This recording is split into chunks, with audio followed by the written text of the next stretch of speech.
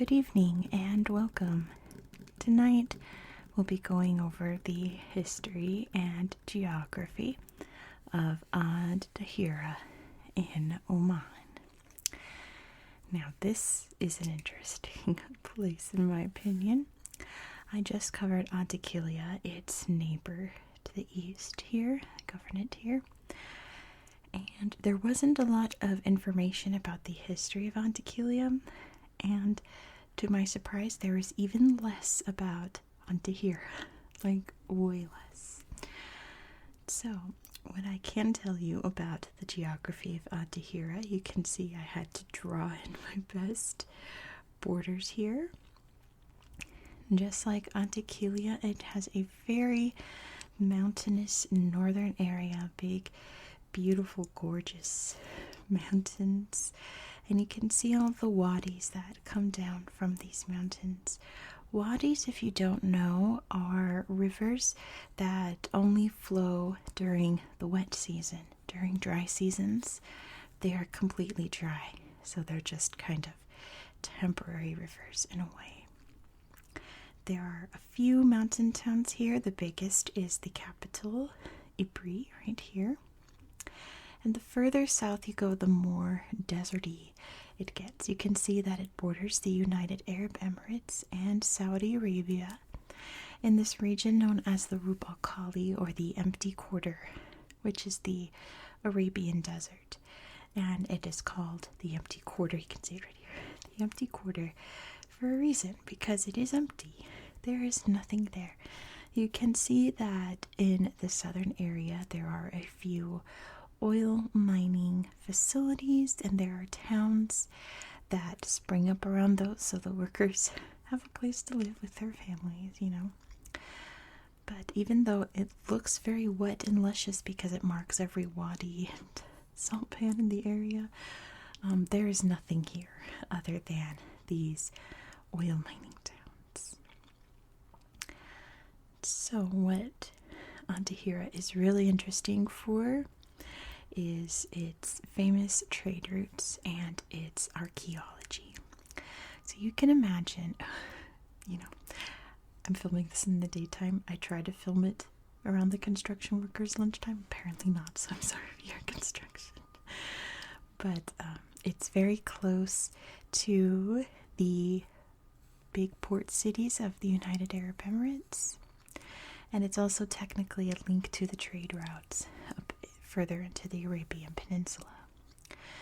So these towns up here prospered not just because they had lots of date farming and other fruits that grew there thanks to their irrigation from the water table beneath the mountains, that they created the really cool irrigation channels known as the Falaj, and that helped out their crops that they were growing that they could sell and trade.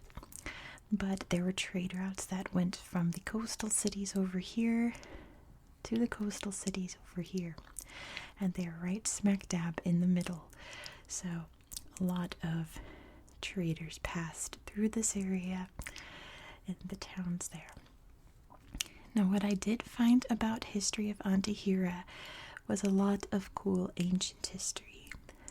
In this area, up in the mountains, there are some absolutely remarkable ruins and tombs that date from about the 3rd millennium BCE. And they are a UNESCO World Heritage Site. So I'm going to pull up UNESCO's website here on my tablet to show you. They are the archaeological sites of Bat, Al-Kutum, and Al-Ain. It says the proto-historic site of Bat lies near a palm grove in the interior of the Sultanate of Oman. Together with the neighboring sites, it forms the most complete collection of settlements and necropolises from the 3rd millennium BCE in the world. So these amazing structures here are old tombs. These are at Al-Ain.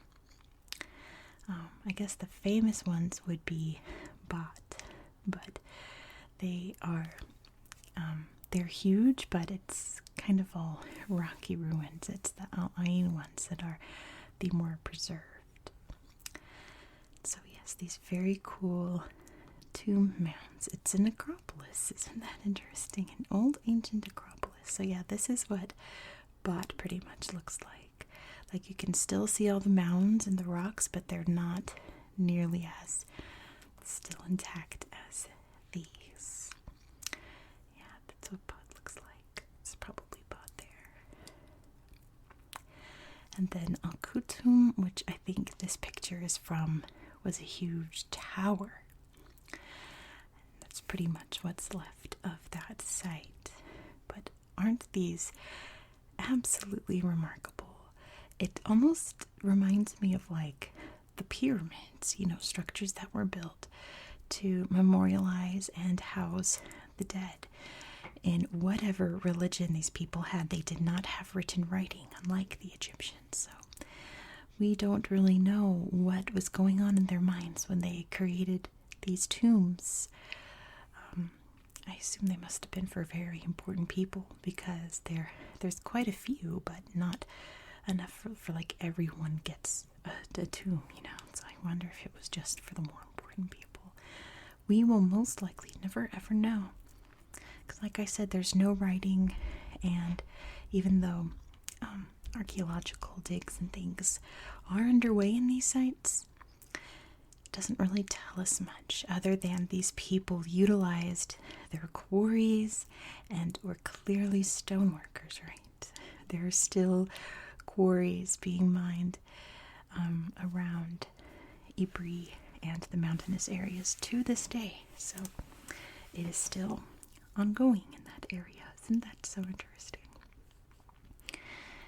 Also, since, like I said, these towns, you can see they're not incredibly large. I tried looking them up on Google Earth. They are tiny towns, like population 300 kind of towns. They're very tiny, besides Ypres, which is the more modernized city in the area. Because they were on the very important trade routes, as time went on, when we get more into the modern era, after Islam arrives and the area becomes Islamic, various forts and castles were built in these towns to protect the trade routes and the precious cargo passing on through. There's a big one in Ypres, but pretty much every tiny town, even though, like I said, they're like population 400, pretty much all of them have some sort of fort or castle, even in the really beautiful architectural style. If you've seen my Antikylia, the big ones are in Bala and Nizwa, but they're also in the area up here. And just like with the rest of Oman, after the 1970s, after the dust settled from various minor civil wars and trying to figure out who exactly is going to be in power here, and modernization occurred due to the oil wealth.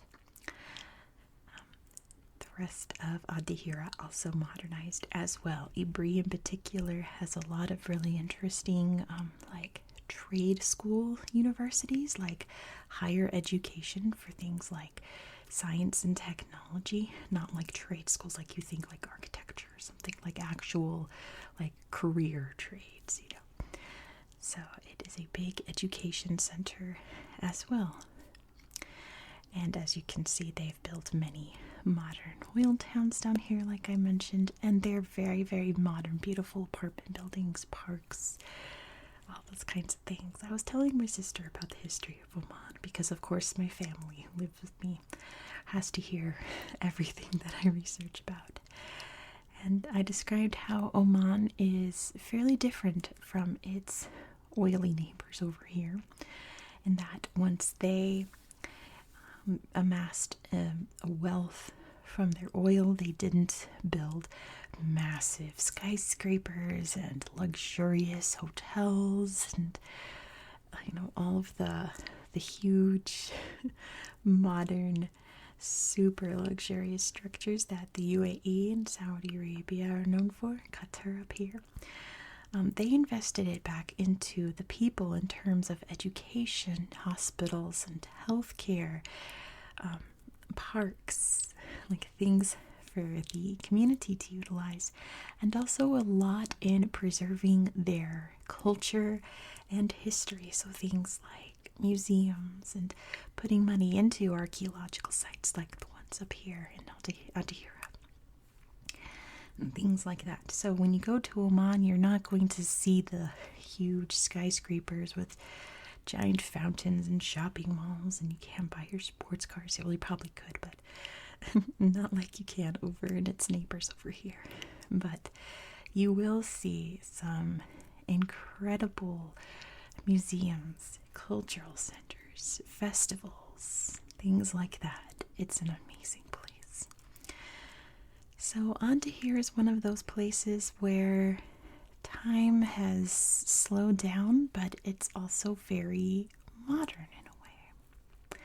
Like, you could go to Ibri and hike around the mountains, go camping, ride your camels, do all of those like very ancient pastimes, but also you can access like a state-of-the-art hospital and shopping centers and nice places to stay and things like that. So that's kind of Oman's thing, is that everything is modernized but very traditional as well. And I think that's pretty neat.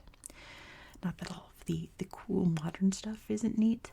I just think it's very special that that's Oman's focus. So that's pretty much all that I have for you for tonight. I know we've been in Oman for the past few days since I'm going alphabetically, but we are going to leave the Middle East, and next we're going to visit Cameroon over in Africa. So be sure to subscribe so you don't miss out. Thank you so much for watching. I hope that you found this video relaxing and educational, and I hope that you have a very good